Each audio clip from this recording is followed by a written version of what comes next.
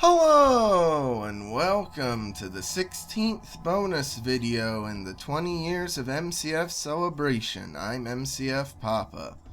In this bonus video, I'm going to be making a tier list of all the villains we encounter and bust in Mystery Case Files Huntsville. So at the very least for this tier list, it's factually impossible for something related to Madame Fate to be at the top. And I know it's a lot more smaller scale than some of the other tier lists I've done in this celebration, but I wanted to give Huntsville some specific love because it is turning 20, and so that's why I'm doing just one focused entirely on Huntsville. So first up, Hollywood starlet Darla Rudder. I guess I'll put her in B tier. I'm really not sure how the heck I'm gonna rank these. I haven't given it much thought, but I'll try my best. Like, she's okay, but all she does is just steal items, which, I mean, that's basically the same thing as what we do in the game when we find the items from scenes. I guess the Master Detective does it in the name of investigations, so that's why he can get away with it, but she can't. But she's decent. Rudy the Barber. I'll put him in A. Like, I really like Rudy. You know, we visit his barbershop quite a bit, and it makes sense that in a tiny town like Huntsville, he wouldn't have nearly enough business to be able to make a living, so that's why he's got to counterfeit a bunch of money. Okay, Elmer from the Body Shop. Like, I don't like the way he looks, but I mean, just the idea that he's causing trouble just because he wants to slide down the fire pole in the beaver costume is very funny. I guess to each his own. I guess that's what makes him happy in life. I don't know. Lunatic. Well, I like her pun name, but she doesn't really do much to stand out. Seems to be trying to do some experiments at the Science Museum, but I very much doubt that much of the Science Museum equipment would even be capable of doing anything. And I guess she's just a message that we need better mental health care in this country, even back in 2005. I don't know. Alright, Bill Larson. I'm putting him in S tier because he's the most morally good person on the list. Like, all he cares about is eating food. He doesn't want to commit crimes that might hurt people or defraud the US government out of money. That's a big no-no, but with him, he just likes eating. Maybe a bit too much, but he's the only one to not specifically commit a crime in Huntsville. So that's why I'm putting him in S tier. Guilty Azelle. I liked the pun with him a ton.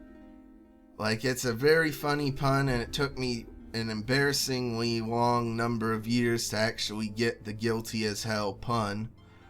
But, like, I just never thought he was very interesting in terms of design. And so that's why I'm putting him in C tier. Alright, now, Eugene Needlemeyer. I don't like him at all. You know, he's, I guess, a hacker of some sort, but he's just a very stereotypical, nerdy, redhead stepchild type of character design, and I never liked it. So, like, always when playing Huntsville, the back-to-back of Guilty as Hell in level 6 and the Nerdy Nuisance in level 7 just really made those two levels drag, in my opinion. And so I would always look forward to level 8 more. Now, Ty from the Clock Shop. He's, I'd say, even better than Elmer because his master plan is to stuff cats into clocks. I have no idea why. Like, surely a clock can work just fine without a cat inside of it.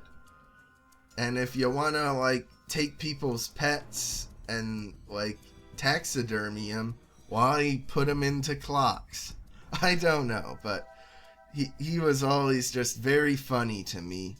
And I specifically remember Ty was one of my favorites, even back when I first played the game. Like, his was the first character design that really stuck out to me, and I was like, yeah, I love him.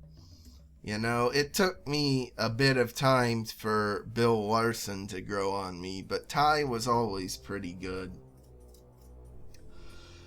Cladu Barada Nikto, or Doris Blevins. She's okay.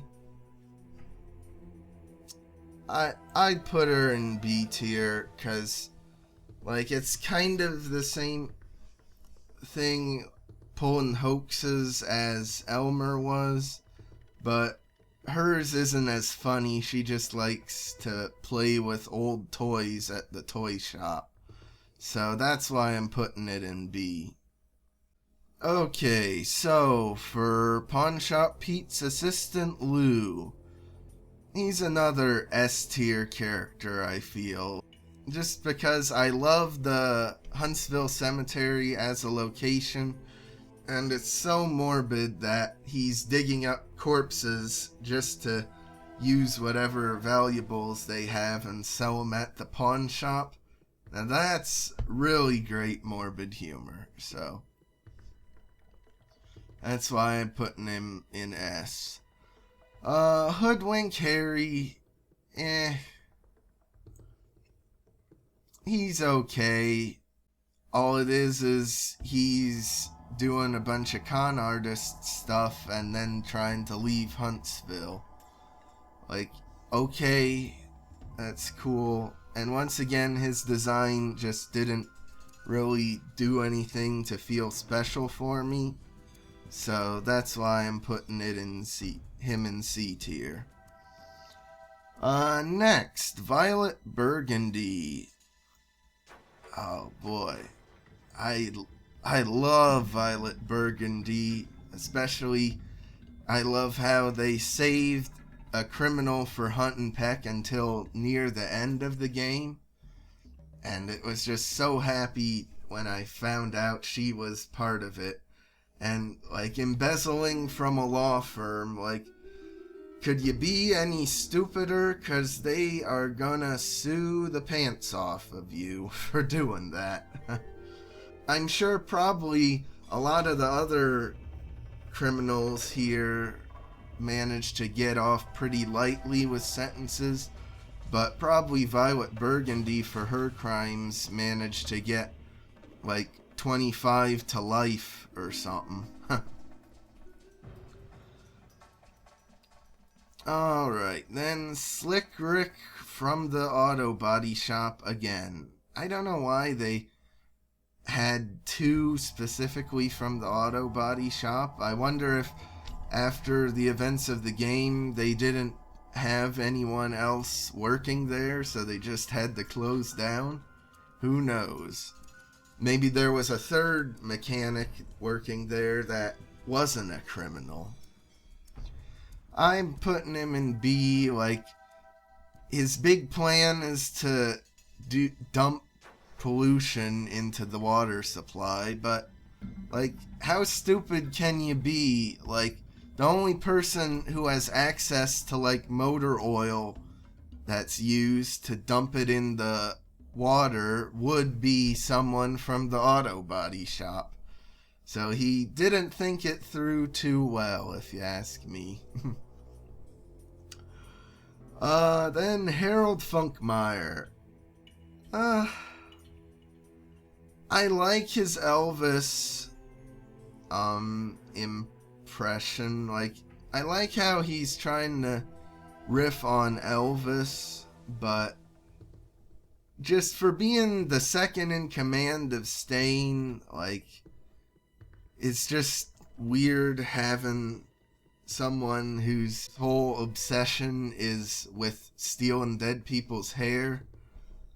Like, you would think the toxic waste dumper or the counterfeiter or something like that would be more likely to be higher up in the organization rather than an Elvis impersonator.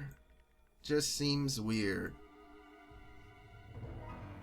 And then finally, for the number one, well, I kind of spoiled it. I should have just said finally it's Gertrude Goodwittle. I wonder where I'll put her. But yeah, I put her straight to S tier in this one too, like I did in the villain tier list. Because, like, she's just got perfect humor in her reveal at the end. And also, at least, it makes sense for her. She would be the number one leader of S.T.A.I.N. because she's been around for a lot longer than others. I wonder if she was, like, the founder of S.T.A.I.N. or if maybe she was just joined the organization way back in the day and she's the last surviving member, so as the elder, she got the leadership position. I don't know. But anyway, I think this is good for how I'd rank the Huntsville villains. Like, it's not easy to really state definitively why one of these is better than another, because they don't really have much characterization. They just get a few lines of description, and that's about it. But feel free to share what some of your favorite Huntsville villains are, and where you'd rank some of them. Like and subscribe if you want, and I'll see you for the next bonus video.